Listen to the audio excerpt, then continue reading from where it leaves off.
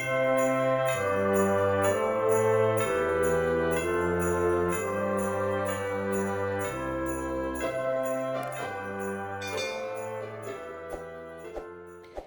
my crafty friends. I hope you're having a fabulous day. Welcome to day 3 of the 12 Days of Christmas series. This is hosted by Rosa Kelly Scrapbooking and her crafty buddies, Michelle Randolph from Shabby Chic Chick, Debbie Adams from Creative Life, and of course, yours truly, Robyn Pitts with Sir Chauncey Rocco Creative Designs. We are very excited to share our holiday crafting and hopefully provide some inspiration for new gift ideas. For today's project, I have created these beautiful Christmas crackers with a hidden box. Before I review the project in detail, let me show you the paper collection that I used. I used this beautiful paper by Prima Marketing called Sugar Cookie. This is designed by Frank Garcia, and I absolutely love all of the wonderful details. This is available at ASC Craft Supplies. They have 2 retail locations. You can visit them on their Etsy shop or on the web.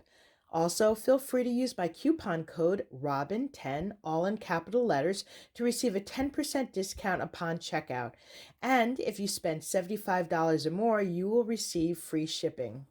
I love the way these crackers turned out. I think they are so beautiful and elegant, and they make a wonderful presentation. To make these boxes, I purchased an SVG file from Etsy, and the store is called Digital Cutting Files. This was really easy to make. As you can see, this is quite a substantial cracker box. This measures a little over 10 inches from top to bottom and 2.5 inches across. On the centers, I have created these beautiful poinsettias. I used a die by Sizzix. This is their Big Texture Fades, and it's one of their thick steel ruled dies. This also includes an embossing folder.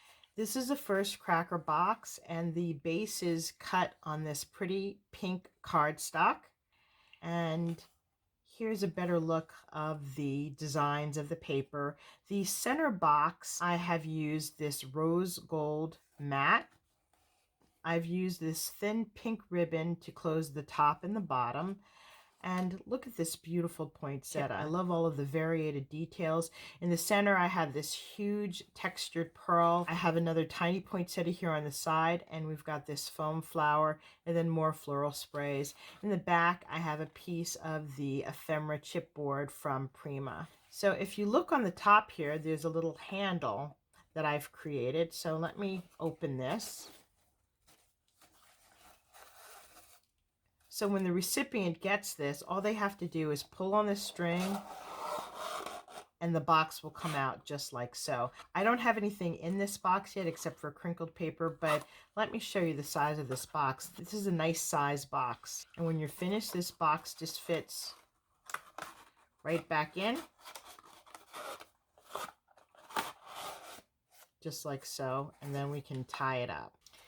This is the second cracker that I've created, and I wanted to bring out some of the blues and greens. So I've got this beautiful rose here. I've embellished it with Glitterific, and I've also added in this kind of blue minty green in the center. We have another ephemera piece from the Sugar Cookie collection, and these floral sprays here. We have the little pink berries. And on the left here, we have a snowflake. Here's another chipboard piece from the collection. And this is our third cracker. I've used more of this rose gold matting. As you can see, this makes a beautiful presentation. However, it's very easy to put together. Now that I've given you an overview, I'm going to gather my materials so we can make this together. I'll be right back. To make the cracker, I am using a digital file that I purchased on Etsy from Digital Cutting Files. In your file, you will receive this cracker box. This is actually called the Snowflake Cracker Box, and it's got this pretty scalloped detail on the box. It also includes the decorative layers, and to save time, I've already glued them down, and then you have double matting layers in the center of the box. You will also receive this part, which is the box that will go inside the cracker. I've already folded along all of the score lines, and now we are going to assemble the cracker box. Now we're going to fold this in half, and we're going to put glue on these tabs. I'm going to tuck in these tabs, and when I do that, this should fold over perfectly. Okay, we're going to give that a few seconds to dry. I'm going to use my bone folder to burnish these edges.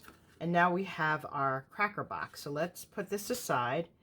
And now we're going to work on this box. This is a very simple box to put together. I'm going to put glue on these tabs here and fold it up just like so.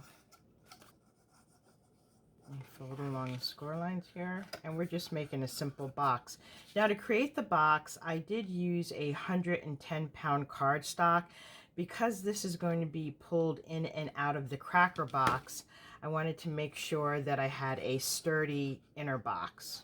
Okay, and then I'm going to glue these tabs to this part here.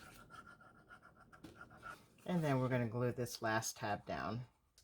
Now we have the box assembled. We're going to take this piece and we're going to glue it down. This piece reinforces the box. Fold this down and burnish. Now we need to create a little handle so that when it's inside the cracker box, you can easily pull it out. So I have a piece of ribbon. I'm going to simply tie this into a knot. Tying this into the ribbon, and then I'm going to feed this through the box. I'm just going to stick this through. I'm going to snip these tails a little bit. They're a bit long. Now I'm going to pull this through, and then I'm just going to glue these tabs on the inside just so that they'll stay in place, and then press. So now we're going to insert this into our box. So grab your cracker box, and we're simply going to slide this inside just like so. As you can see, it's a perfect fit. And then we're going to decorate the cracker box and close it up just like so. Let's go ahead and do that now. So this is a ribbon that I'm using. Okay, you can use whatever size you want. It really doesn't make a difference. And I'm just going to tie a bow around it. Okay, we're going to do that for the other side.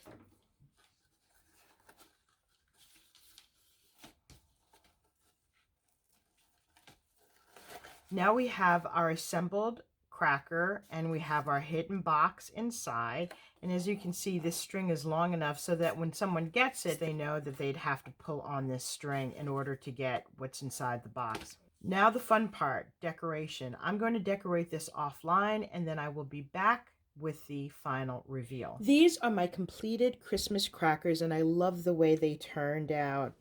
As you can see, it has lots of layering.